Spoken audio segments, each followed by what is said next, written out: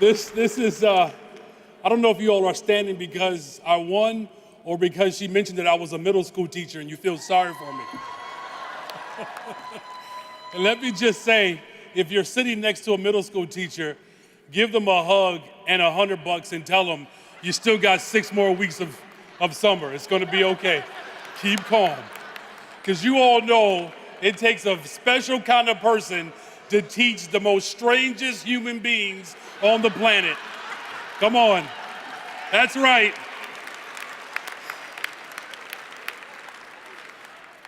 Let me just say, of course, thank you to all of you. I'm always amazed and humbled by public accommodation workers, particularly teachers, because clearly you all really love professional development training. The fact that so many of you have returned at 2 o'clock says an awful lot about you all's commitment to meetings. And of course, Randy and Loretta, thank you so much for the introduction. Marianne, I am deeply humbled by this moment. Of course, I would be remiss if I didn't say that this moment that we are in right now politically has been brought to you by one of the most dynamic members of the AFT, and that's our dear sister, Karen Lewis.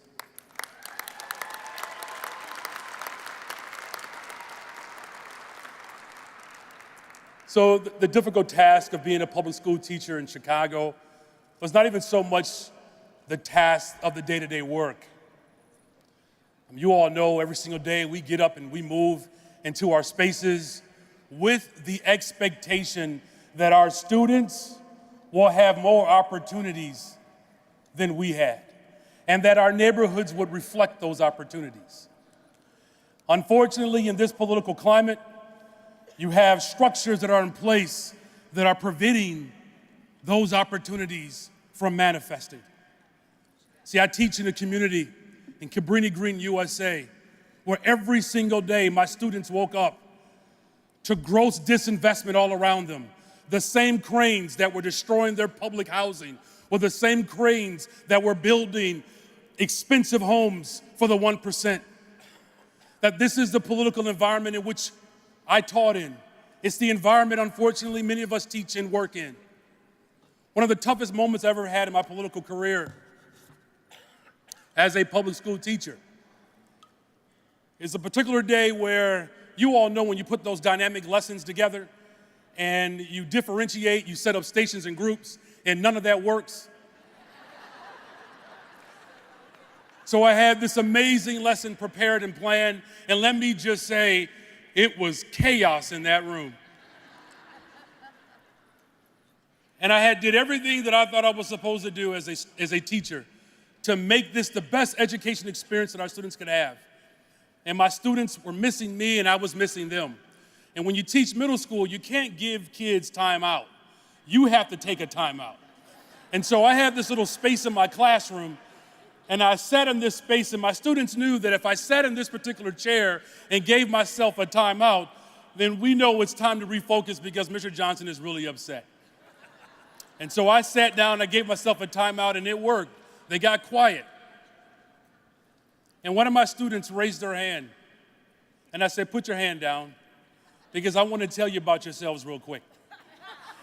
And I said, what is most disappointing about your behavior right now is the fact that many of you are beginning to embrace the prophecy that's being spoken against you. That the political environment in which they're being raised in, they begin to absorb that. And one of my students raised her hand. She says, Mr. Johnson, I want to tell you what the problem is. And there's nothing worse than a 13-year-old girl telling you what she thinks the problem is. And she said, Mr. Johnson, the problem is you shouldn't be teaching here. She said, you should be teaching at a good school.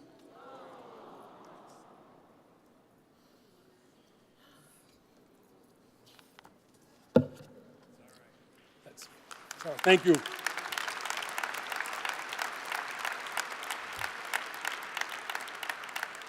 That wasn't in my notes. My dad's side of the family is very sensitive, so I apologize for that.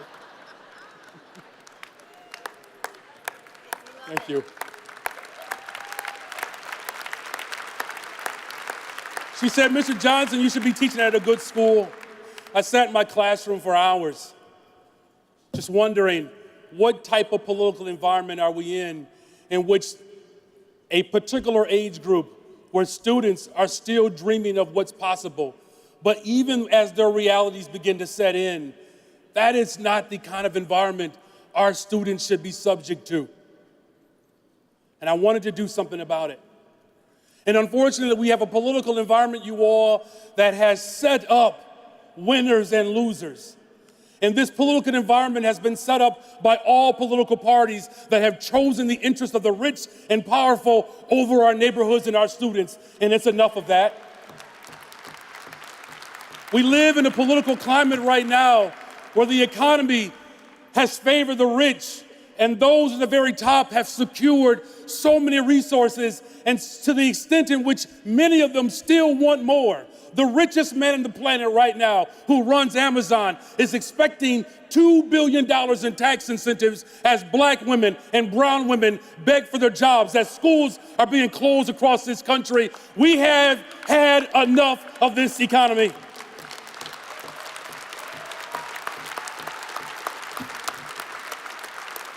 Now, here's the encouraging news, and I'll attempt to close with this. And beware, my father's a pastor, so I'll close 3 times.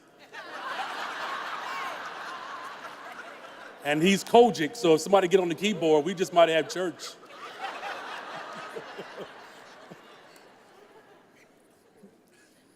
We've been here before. We've seen this before. This is not the first time this union or our economy has had to face these type of challenges. Whether it was Dred Scott or Plessy and now Janice, we've seen this before. And for the record, Janice can go kick rocks, all of his privilege.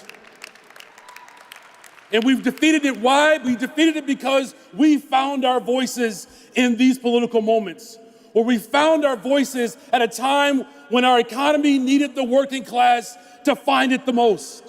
The encouraging news in this moment is not only can we win and defeat the political structures that are causing havoc and harm across this country, not only can we defeat them, but we can defeat them in an emphatic way. See, I ran for Cook County Commissioner on a very simple value, that those who actually deserve public accommodations, that those services should be expanded, and those that do the work should be protected, and the rich people need to pay for it. Our task now is not just to talk about our values, but it's to go back into our respective spaces and talk to our neighbors, talk to our members, and begin to organize, get them to stand up and fight for the interests of the working class, that we together as a union of professionals, can take down the interests of the corporations that just got a tax break from Donald Trump. We can take on these corporations that continue to profit off of our misery. We can run on a message that sets the course of the next generation, that we as a people deserve the interests that our ancestors can only dream of. We're in that moment today. I ran for public office because I believe it is about time that working class families stand up and fight for our values. And here's the thing, you all. Here's the thing, I promise you, I'm closing here. Go for it, Brent. Just go for it. Second close. We have to be prepared to do the hard work. This doesn't happen overnight. The attacks that we're facing are real. We are seeing right now extreme poverty across this country, police brutality. You are seeing families ripped apart. You are literally seeing Great Depression unemployment numbers across this country. We have to be not afraid to actually say out loud what our values are.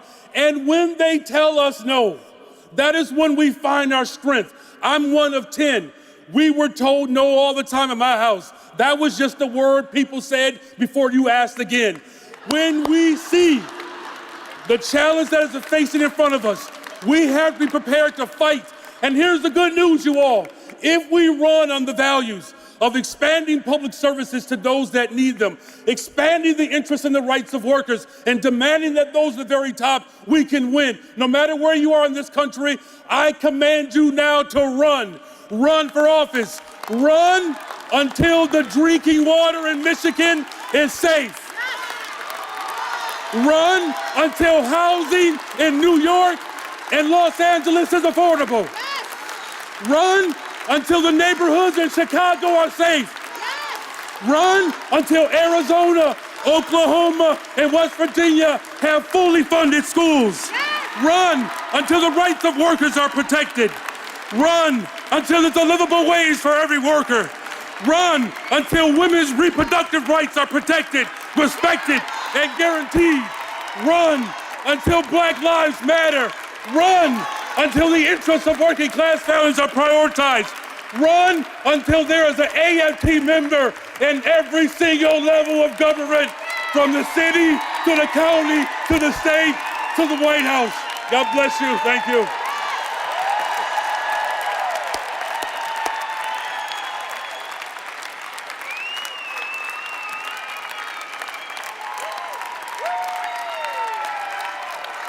Brandon for president.